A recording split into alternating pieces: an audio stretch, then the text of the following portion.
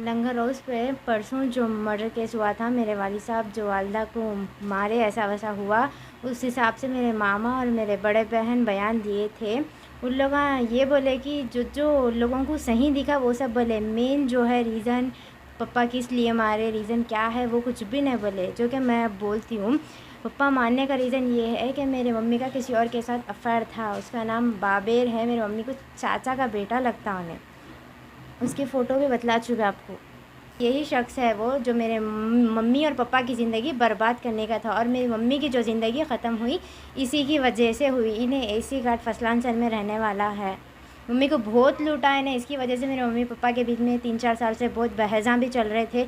और ये रीज़न भी है कि मेरे बड़े मामा भी मम्मी पापा के साथ मिले हुए थे, क्योंकि मर्डर करे बाद मेरे पापा जब मामा को कॉल करे कि ऐसा मैं मर्डर कर दिया बोल के, तो मेरे बड़े मामा खुद बोले करते कि अच्छा करे बोल के। और फ्राइडे के दिन पप्पा को और जो मम्मी के साथ जिसके साथ अफेयर था मम्मी का, उनसे मिलाए भी करते हैं उन्होंने। मेरे को कल पप्पा कोर्ट में बोले ये बात, पहले कभी इन लोग उठाए नहीं ये बात के मैं मिला भी बोल के। मेरे मामा भी मिले हुए हैं ये बात के साथ। इन लोगों से गलत बोल रहे हैं, इन लोगों की सही बोल रहे हैं, लेकिन सच ये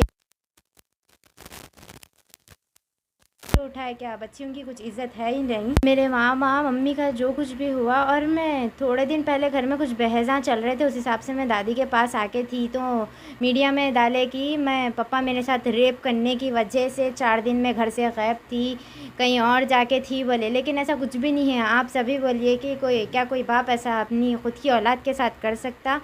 ये बहुत गलत करे इन लोगों को कुछ ना कुछ तो सज़ा होना चाहिए। मेरे बड़े मामा लगा रहे, हम पापा के साथ हर वक्त मिले हुए थे। जब भी बहज़ां चल रहे थे, मम्मी से तो कांटेक्ट नहीं हो रहा था, लेकिन मेरे मामा पापा से कांटेक्ट में रह रहे थे।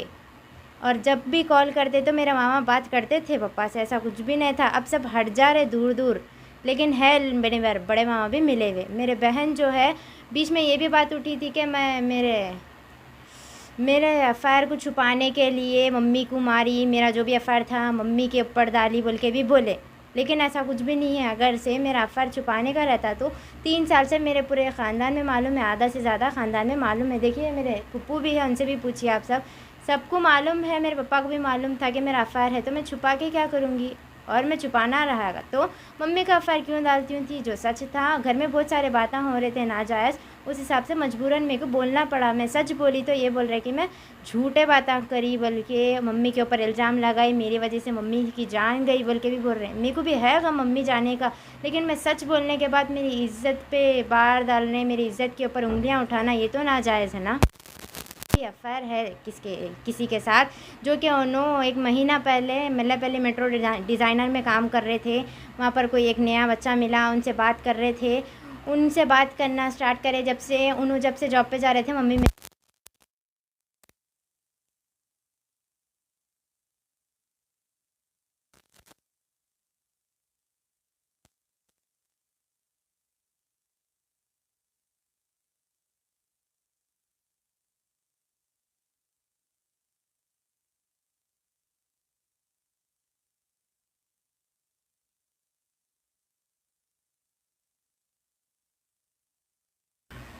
जिस दिन मम्मी का मर्डर हुआ उस दिन रात में 1 बजे का टाइम पे मेरे छोटे मामा कॉल करके धमकी भी दिए कि मेरी बहन की जान तुम्हारा बाप लिए, मैं तुम्हारी जान ले लेता हूँ, टुकड़े कर देता हूँ, बल्कि धमकी भी दिए। इससे मेरे को जान को भी ख़तरा है मेरी।